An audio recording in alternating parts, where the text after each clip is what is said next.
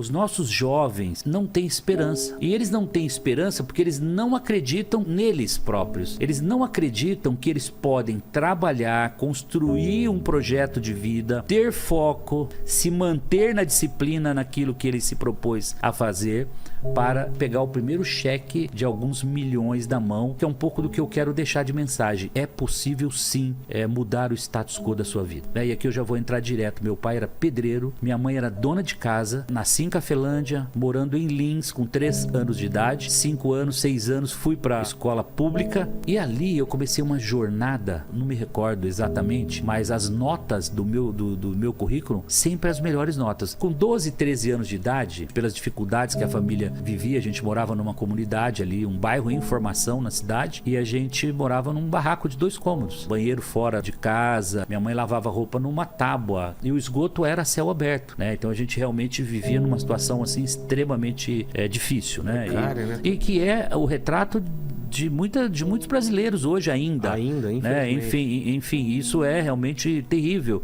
Mas colocando foco, eu comecei ali a sonhar, eu comecei ali a entender que através do trabalho eu poderia modificar esse status quo meu e da minha família. Eu cheguei com 13 anos, eu começo a vender coxinha. Eu acho que eu me tornei rapidamente o melhor vendedor de coxinha que Lins teve na história. As pessoas perguntam, mas como é que você tangibiliza isso? Difícil alguém comprar um Fusquinha 1962 naquela época, trazendo para os dias de hoje, era como comprar um carro hoje de 20, 30 mil reais. E eu juntar esse dinheiro de 20, 30 mil reais, juntar esse dinheiro comprando com a venda de coxinha. Então eu fazia 3 viagens na parte da tarde. Eu percebi onde estava a necessidade, a dor do consumidor. Você sabe onde eu descobri a dor desse consumidor? Eram os pedreiros, eram os pintores, os eletricistas, encanadores das obras de Lins que estavam em construção. Eu chegava 2h30, eles tinham almoçado 11 da manhã, eles já estavam varados de fome.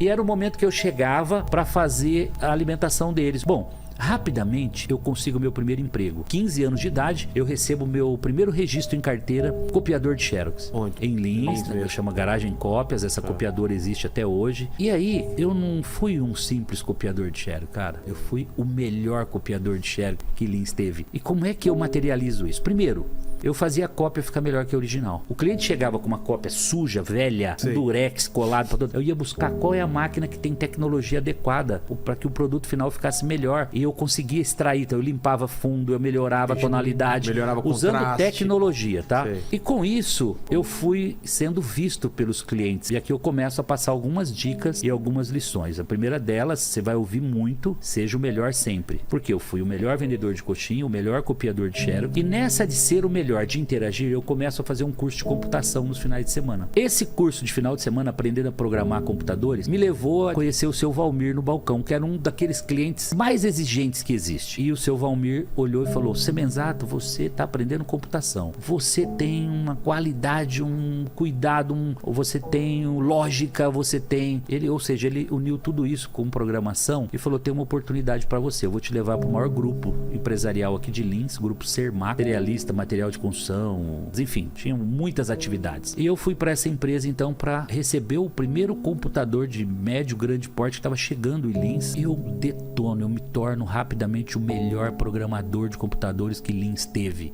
Assim, ó, eu virava à noite, eu não tinha hora para começar, não tinha hora para terminar, era uma loucura, entendeu?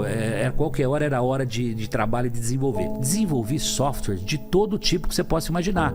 Folha de pagamento, contabilidade, contas a pagar, receber, controle bancário, controle de gado, construtora, orçamento de obras. Eu fiz o maior MBA que você possa imaginar. A faculdade que eu não fiz, eu aprendi tudo como funciona uma empresa por dentro. E claro que isso mais adiante vai me servir muito. Vocês vão ver o quanto você ser o melhor, você se dedicar, você ir a fundo naquilo que você está fazendo, em algum momento você vai colher tudo isso. O seu Valmir me viu, me levou para essa primeira, e ali começa uma mudança na minha vida. Óbvio que o meu salário começou a crescer, comecei a ganhar dinheiro. O cheque de meio salário, que foi o primeiro cheque da copiadora, se tornou 10 salários já no meu primeiro registro como programador de computadores, hipoteticamente praticamente hoje, R$10.000, né? E rapidamente eu me torno analista de sistemas e já montei um time de programadores, de digitadores, operadores, né? E fiz o meu departamento crescer. Eu comecei a desenvolver softwares e sistemas. Com 17 anos, eu termino meu curso, 17 para 18, eu termino meu curso técnico em processamento de dados. Eu aprendi o cursinho de final de semana. E aqui, outra dica. Aquele final de semana que a maioria, eu não vou dizer que não tem que ter lazer, mas enquanto a maioria, no sábado, ia bater bola, ia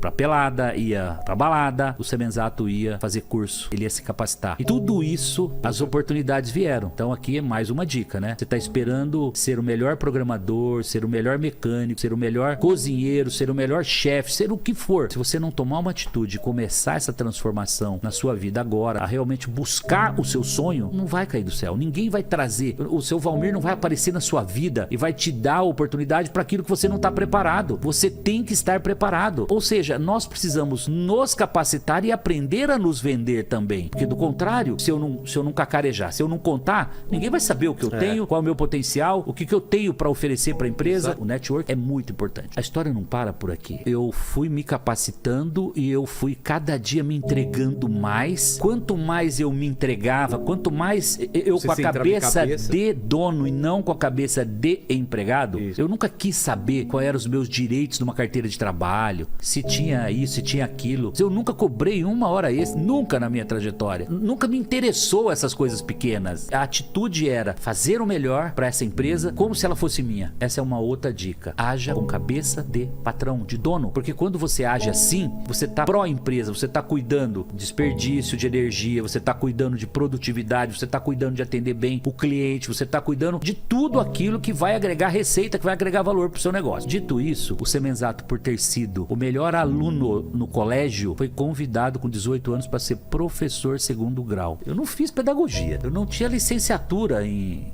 pedagogia, pelo menos, para ser um professor, mas eu tinha a escola da vida, eu tinha competência técnica. Tendo sido, Vilela, o melhor aluno, eu fui convidado então para ser professor segundo grau. Claro que eu chegaria com 23 anos de idade, como foi o caso, derramando informação, conhecendo como funcionava uma empresa por dentro, tendo desenvolvido software, me relacionando com N alunos. Eu lecionava das 7 às 11 todos os dias, de segunda a sexta. E sábado e domingo eu dava aula particular ainda, durante o dia todo, programador e analista de sistemas. 7 da noite, 19 horas às 23 horas, colégio Instituto Americano de Lins, todos os dias de segunda a sexta. Sábado e domingo eu ia pra padaria do meu sogro lá em Lins, que tinha um Cobrinha 210, que era um computadorzinho que compramos lá para desenvolver software, e eu ia lá dar aula particular sábado e domingo. Então era uma rotina de domingo a domingo intensamente, assim, vivendo aquilo explosivamente. Bom, frutos, rapidamente o melhor salário que Lins teve, rapidamente reconhecimento profissional, prêmios. E ainda morando com os pais? Ou não, eu me casei com 21 anos, cara. Me casei em 90, já morando na minha casa própria, com um Monza SLE 0 estacionado na garagem. Essas conquistas, na verdade, elas vão te jogando pra cima, elas vão te impulsionando. Você que tá nos ouvindo hoje, você já deve ter percebido, quando eu cheguei aqui,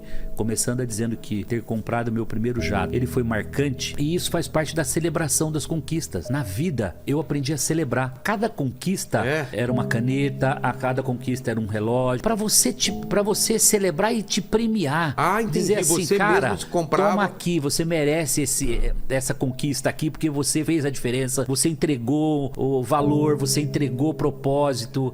É muito interessante. Com 23 anos eu percebi o seguinte, cara, eu vou continuar sendo um melhor programador, eu vou continuar sendo, e naquele momento não era a motivação financeira que me levava para fazer esse movimento, mas ao mesmo tempo eu tinha percebido que ganhar dinheiro era bom. Consegui minha casa, eu consegui carro novo, eu consegui um bom salário, eu consegui melhorar a vida já da minha família. Pô, então peraí, esse negócio de trabalhar, de empreender, de montar um negócio diferente, cara, isso é muito bom. Veio o insight, fundar a Microlins. Foi minha primeira empresa lá em Lins, microcomputadores, Lins de Lins, lugar incerto e não sabido. Tinha quase tudo pra dar errado, mas o Semenzato vai lá e funda essa Microlins. E no primeiros 3 meses eu coloco 300 alunos na escola, cara, e rapidamente 500 alunos, e aí eu começo a abrir.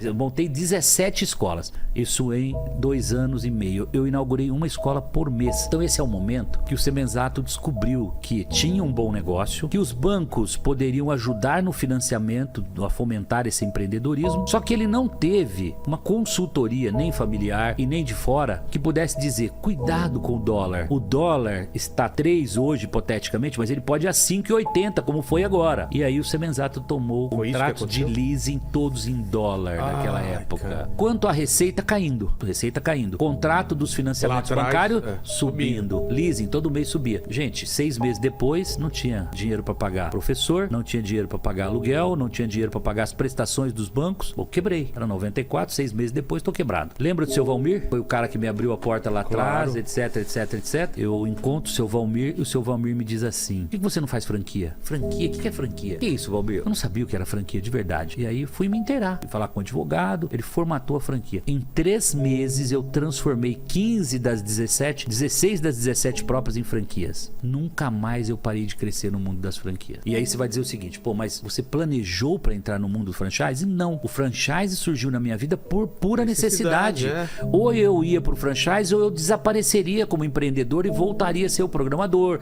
Tava tudo certo. Né? E com uma dívida enorme, porque ela fica lá por 5 anos esperando você liquidar. Você devolve os bens para o credor. Barato. O credor vai leiloar aquilo no mercado, a liquidação vai ser muito pequena e você vai ficar com a dívida enorme, a diferença da dívida lá no banco. E eu trabalhei 5 anos para pagar esse passado. Foi de 95 a 2000 trabalhando dia e noite, mas crescendo ao mesmo tempo. Quando é 2000, 2001, eu devia estar com umas 80, 100 franquias, né? Olha o salto já de 91, quando eu fundei a minha primeira empresa. Eu fui para 2000, já com a vidinha começando a respirar. Eu mudo para São José do Rio Preto, 2000. Então foi 91 a 2000 em Lins, de 2000 a 2010 em São José do Rio Preto, que acabou virando um grande celeiro de franquias, porque a história bem sucedida de Microlins e Instituto Embeleze inspirou empreendedores na região. Hoje nós temos inúmeros, um número enorme de franqueadoras, de negócios que nasceram em São José do Rio Preto. Ponto mais importante nessa segunda fase: eu venho para São Paulo e conheço uma agência de propaganda. E aí eu falo pra ele: cara, eu preciso mostrar esse negócio pro Brasil inteiro. E eu tenho um negócio maravilhoso que o Brasil inteiro precisa. O propósito disso é transformacional. E essa agência me levou até o Netinho de Paula, na época que era ele estava em 2000 inaugurando na TV Record o programa Domingo da Gente com o Dia de Princesa. Nesse 2001 eu entro como patrocinador e aqui eu vou contar uma outra história pra vocês, porque ela é inspiradora. Eu recebo a proposta da emissora, R$500 mil. Eu levo essa proposta para a empresa. Eu tinha um sócio com 30% e eu tinha 70% da empresa. E eu fui ouvir meu sócio. Falei: o que você acha? Vamos fechar que isso aqui vai... Essa é a mudança nossa de série. A gente vai sair da série C e nós vamos para a série A. Porque nós vamos para televisão nacional, nós vamos crescer muito. Meu sócio olhou para aquilo e falou: não, essa é uma parada indigesta. Eu não assino de jeito nenhum. Eu respeito, eu não vou desmerecer nunca uma atitude e uma opinião dessa. Claro. Eu fui para casa frustrado aquela noite. Eu já tinha uma Mercedinha, devia valer comparativamente a hoje 300, 400 mil reais talvez, mas assinar uma fatura de 500 ou pouco mais. Eu fui para casa desapontado e de manhã, naqueles insights da manhã, tem uma voz que fala assim pra mim: cara, faz o seguinte, assina esse contrato sozinho e se o dinheiro não entrar, você vende seu carro e paga a fatura. Foi o que eu fiz. Cheguei na empresa 7 da manhã, fui direto na sala do sócio, falei: sócio, é o seguinte, vou assinar sozinho, não se preocupe, se não entrar o caixa necessário para pagar essa fatura, o meu carro tá à disposição, vou queimá-lo no mercado para pagar a fatura, mas não vou trazer problema para a empresa. 45 dias depois, que foi a data que venceu a fatura, cara, tinha acho que 1,5 milhão de cheque predado no cofre de venda de franquia. Explodiu, venderam franquia no Brasil inteiro. Não, ficou rico felizão, junto, tá tudo certo.